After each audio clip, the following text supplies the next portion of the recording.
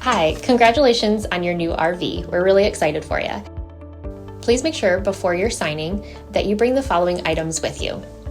If you're a cash buyer, please make sure that you bring a cashier's check, no personal checks at time of signing, or you may bring actual cash.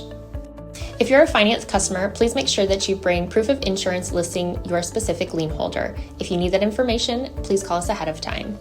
Also, make sure that you bring all valid driver's license of all persons that will be listed on the title.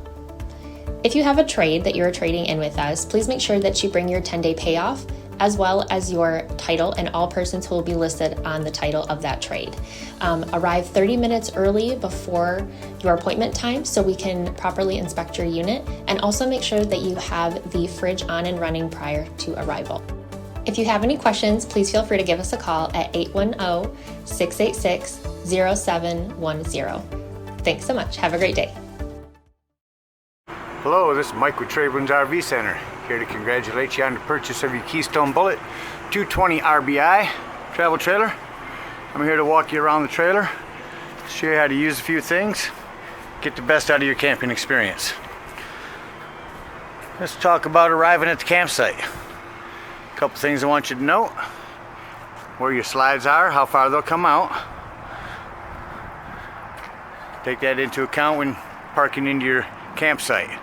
I also want you to think about where your water and electricity hookups are so that you can reach their utilities easily. On your driver's side or off camp side toward the front will be your water, and all the way at the back of the unit coming out the rear will be your power. So park accordingly, make it easy, and make sure nothing's going to be touching any of your slides. So after we've arrived, we've unhooked our hitch. First thing we're going to do is level our unit. At the front of your unit, you do have a power tongue jack with a docking light. Simply retract or extend. Extend is raise, retract is lower, and get your unit level. Now, should you not have power, you do have a manual override here with a hand crank to bring it up and down. Speaking of power, when arriving at the campsite, check your battery post. Make sure that those haven't wiggled loose throughout traveling down the road. So once we have our unit level, which you can just set a level inside your doorway there and tell if the unit's level, or you can pick up a little stick-on level from our store. You do have a 10% off coupon. It comes with your purchase out of our store, so anything that I may mention today you can grab out of our store. So once we have our unit level, next thing we're going to do is stabilize your unit. This hand crank inside, 3/4 inch socket, goes onto your stabilizing jacks. Now remember, these are stabilizing jacks, not leveling jacks. Do not use this to level the unit in any way.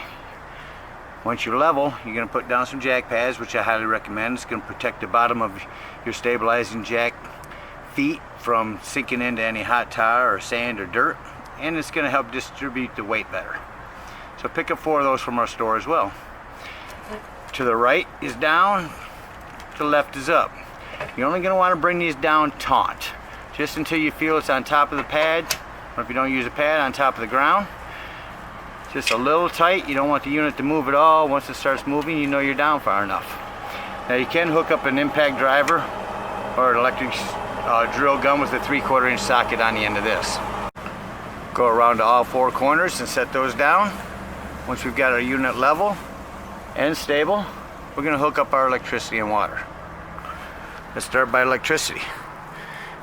Your power cord is at the back of the unit. Put on here, twist this black to tighten, and plug it into 30 amp. Now should you need to plug it into 110, you do have a 110 amperage reducer that'll plug into your 30 amp, reduce it down to 110 should you need to plug in at home. We've got our electricity hooked up. Now let's hook up our water. Here's your city water connect. You do have a water pressure regulator. Now this is very important. You don't know what the parks have their water set at, so this will reduce the pressure to 40 to 50 PSI and protect your lines inside your unit. Always use this water pressure regulator when putting any water inside your unit. We can hook up our hose here, but before turning on our water, we're going to go to our hot water tank. To the left of your entry door is your hot water tank. Simply open this up and make sure that your drain plug is in. You may have pulled this out and left it out the last time you were camping from draining your water, so make sure your drain plug is in. Now you can turn on your hot water, or turn on your water.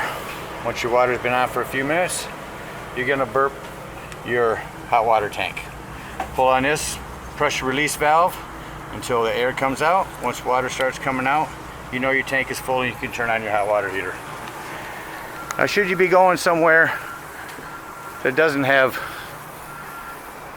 city water, we can use a potable water. Just to the left of your city water connect is your fresh water connection. You'll fill this tank, do the same thing to your hot water heater. We call it burping it. Let the air out, make sure it's plugged.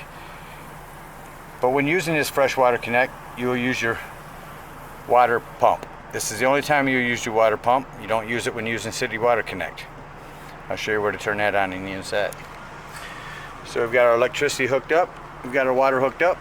I'm going to walk you around the unit, show you a few things on the outside before going inside. You do have your huge pass-through storage. To the right of that, you have your heat vent release. That will get very hot, steer clear of that. Check your wiper seals. They do have a wiper seal lubricant that you can put on these. Keep these from folding in and out easy. Make sure they're all folded out when out, when all folded in when in. You can purchase that wiper seal lubricant in our store as well. Toward the rear of the unit, you do have an outdoor shower and a black tank flush, which we'll discuss when talking about dumping our tanks. There's storage in your bumper for your sewage hose, your spare tire. This unit is prepped for a Furion backup camera. You can purchase in our store that electronically communicates between your vehicle and the unit, so you have a backup camera. You have a bumper grill set up here. Again, our hot water tank. Now your unit is prepped on your campsite slide for a TV mounting bracket. You can mount a bracket there, hook up your cable and 110 here. Or if you don't want a TV, just set a table out here and plug your coffee pot in. You do have access to the back of your fridge, your outdoor speakers, and your big awning. I'm going to run that awning out in a minute and show you how far to run that out. Coming around in front of your unit, let's talk about your propane tanks. They do have a regulator on them. Simply point this arrow to whichever tank you wish to be using. We'll turn this one on left and open this one so we can check the gas inside. Well, it covers everything on the outside. Let's take a walk on the inside.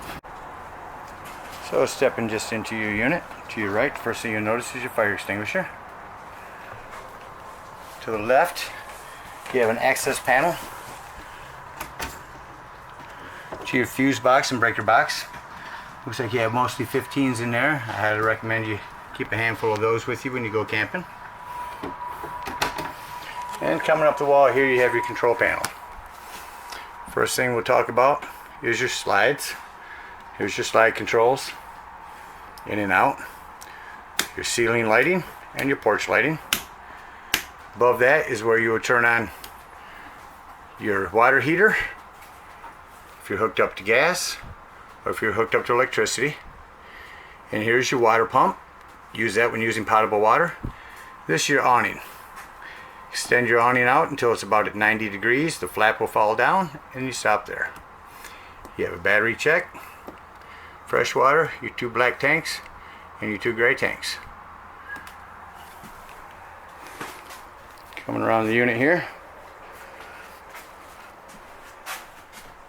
This glass top makes an excellent backsplash.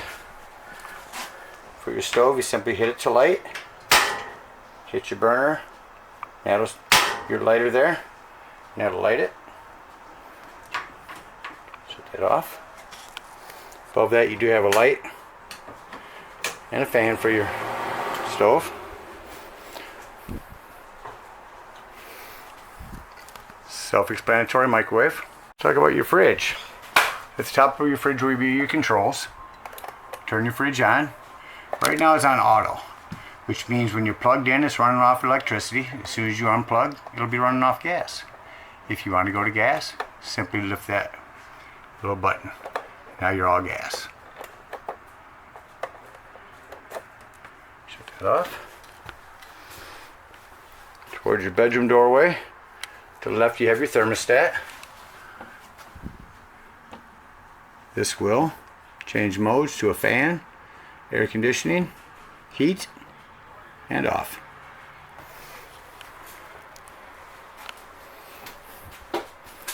Down to the bottom is your 12 volt carbon monoxide detector. The reason I mentioned this is 12 volt is because it's constantly running off your battery. So if you're going to be gone for the day, or if you're not hooked up, unhook your battery. Otherwise this will run your battery down. Have your fan sound system with remote, television. This is a DVD CD player, dual zoned. You can play your music indoors or outdoors or both. Around inside the unit you do have a light switch back here for this light.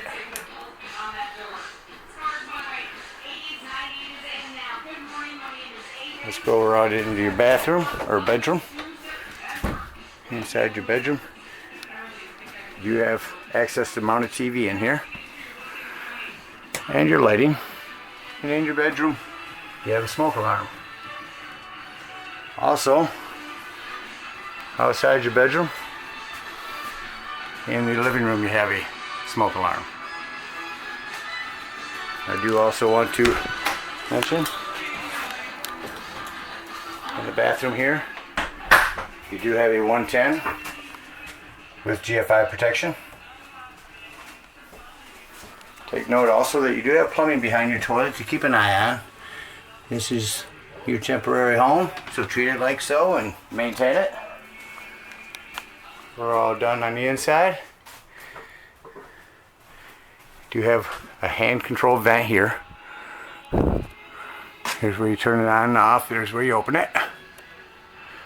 And your AC unit. Alright, let's go outside and pack up and hit the dump station. Alright, let's talk about leaving your campsite now. One thing you want to do is pull your drain plug on your hot water heater. You can let that water out of there.